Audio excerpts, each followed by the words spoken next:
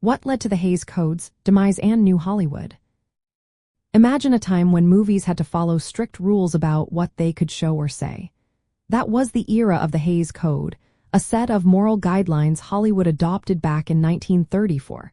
It banned profanity, explicit sex scenes, drug use, and anything considered immoral. Studios thought these rules would protect their image and keep government censorship away. But as the years went on, things started to change. After World War II, American society shifted a lot. People became more open-minded and wanted films that reflected real life. Television also grew popular and was not bound by the same rules, so audiences turned to it for more daring content.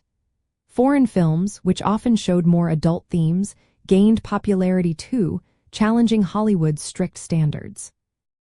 In 1952, a big legal change happened. The Supreme Court ruled in the case of Burstyn versus Wilson that movies are a form of free speech protected by the First Amendment. This decision made it harder for the government to censor films. Without the threat of censorship, studios felt less pressure to stick to the Hays Code. Meanwhile, the studio system that enforced the rules was falling apart. Laws like the 1948 Paramount Decrees broke up the big studios, control over production and distribution. Also, actors gained more freedom from long-term contracts thanks to the de Havilland Law of 1944. Without a strong industry authority, the strict enforcement of the Hays Code became inconsistent. Filmmakers in the 1960s started pushing boundaries.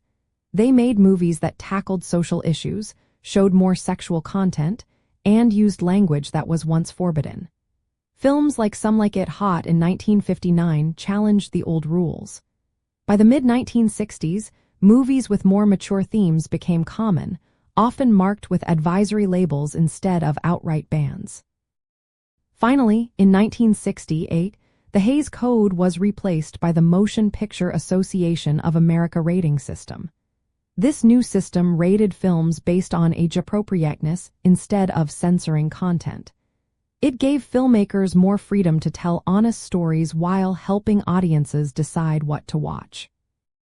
All these changes led to what we now call the New Hollywood era. It was a time when movies became more realistic, daring, and connected to the social upheavals of the 60s. The end of the Hays Code meant Hollywood could finally show life as it really was, with all its contradictions and complexities. This shift reflected the spirit of the decade and helped create some of the most memorable films in history.